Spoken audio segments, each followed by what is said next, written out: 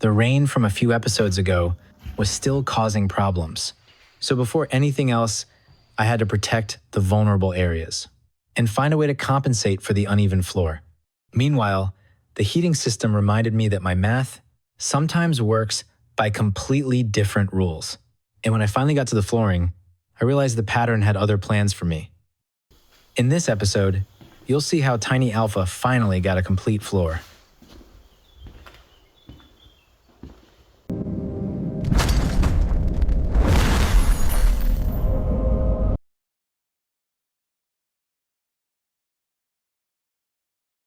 The storm from a few episodes ago still hadn't revealed all the damage. Back then, Tiny Alpha still had no roof, and water pooled directly on the floor. Now, the problem was coming back. The edges of the OSB sheets had warped slightly.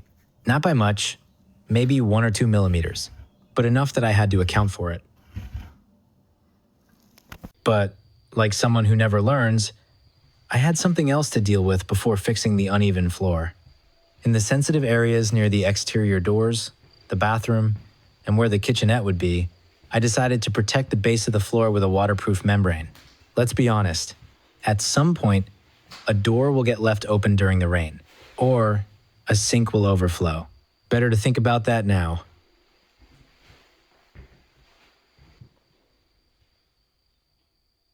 As an underlayment for the floor, I chose wood fiber boards. They're more rigid and harder to deform than foam boards, but still allow a slight flexibility. My hope was that the heating system would sink slightly into the underlayment under the pressure of the flooring, creating one uniform surface. At least, that was the theory. Knowing the flooring needed 48 hours to acclimate inside the room where it would be installed, the plan was simple. Install the underlayment, leave the flooring to acclimate, and come back another day for installation. Except the underlayment instructions quickly showed me I wasn't fully prepared. Because the underlayment also needed acclimatization, which honestly makes sense considering it's also made from wood fibers. So the new plan for that day became pretty simple. Unload everything, open every package so air could reach all the materials, and then go home.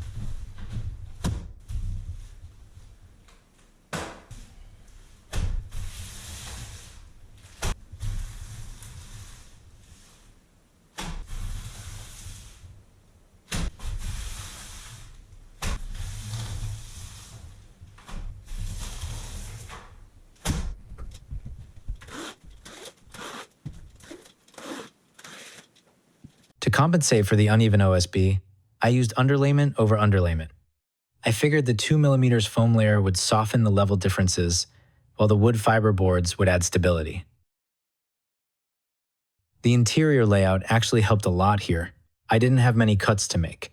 Basically, only the bedroom doorway was more complicated.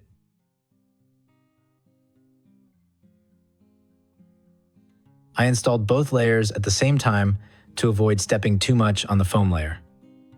And I taped the wood fiber boards together with adhesive tape.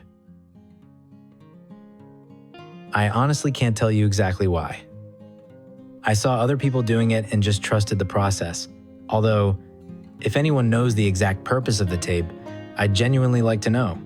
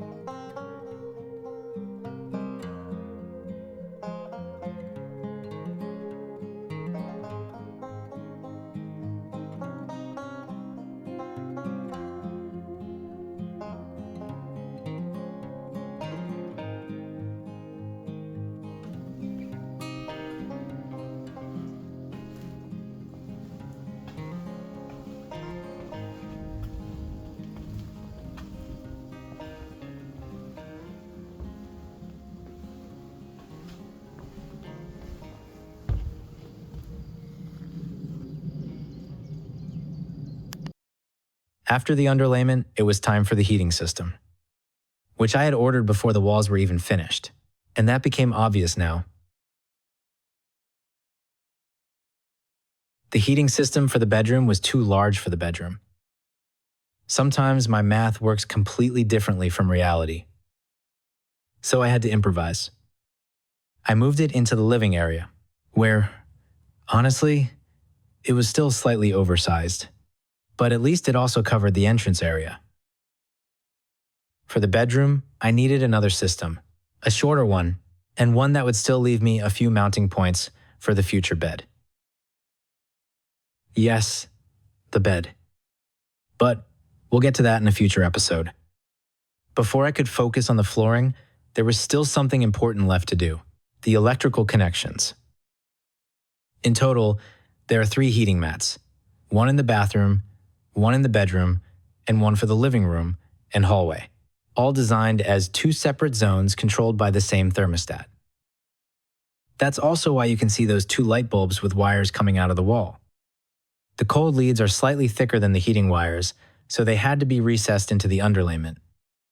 I don't think the underlayment alone would have compressed enough under the flooring to hide them properly.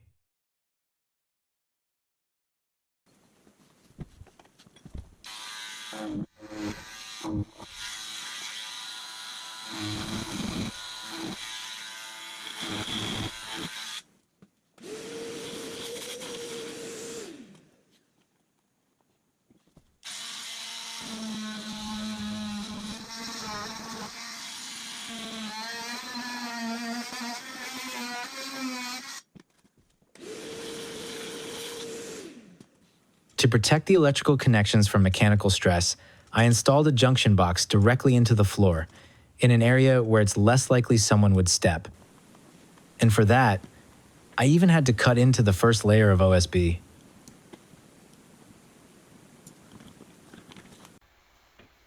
In the end, the cable routing looked like this.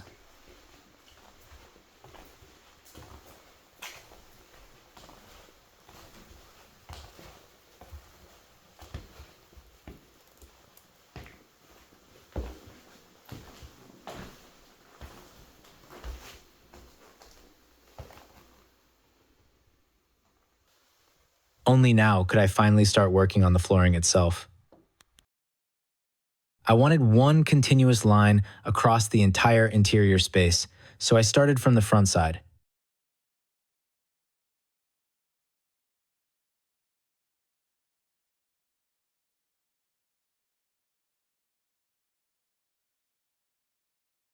Except it took me a while to realize the flooring actually had a pattern. The boards had different patterns. Some matched the next one perfectly, while others were completely different.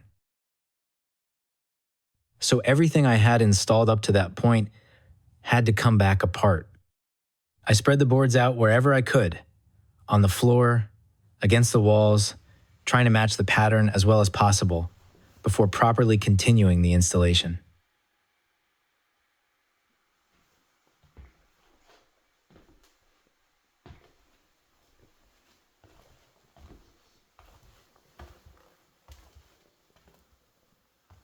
At that point, I only had one thing in mind: to keep easy access to the junction box for the heating system. So that became the starting point for all my measurements.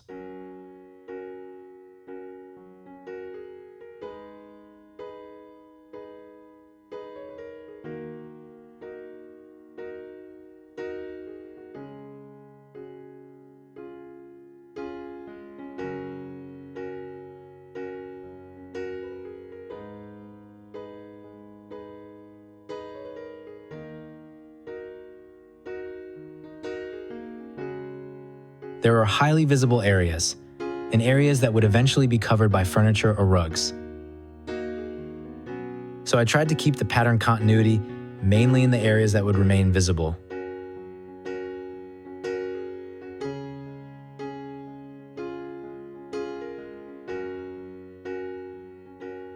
Even if that meant redoing certain sections, either because the pattern repeated too often or because 2 adjacent boards looked far too different.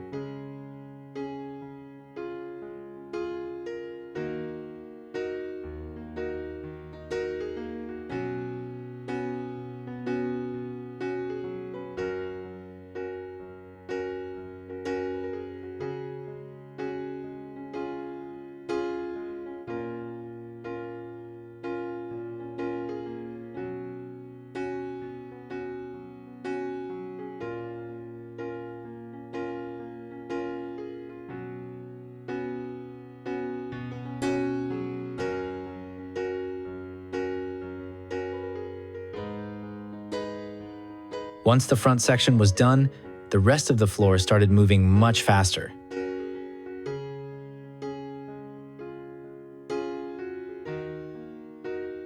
First the bedroom, then the living area. While also paying attention to the ends of the heating systems, where the resistive connections were thicker and needed extra space in the underlayment as well.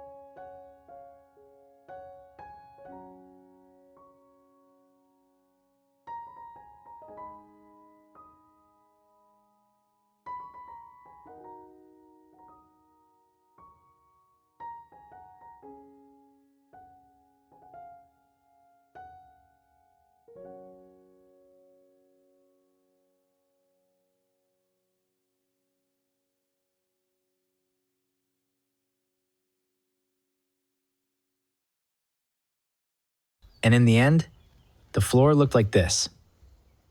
For my first flooring installation, I think it turned out pretty well. Although I'm sure there are better ways to do some of this. So if you notice anything I could have done differently, I'd genuinely like to hear it. And if you've stayed until this point, maybe consider subscribing as well. The Tiny Alpha story is far from over. In the next episode, we'll finally start filling up the interior.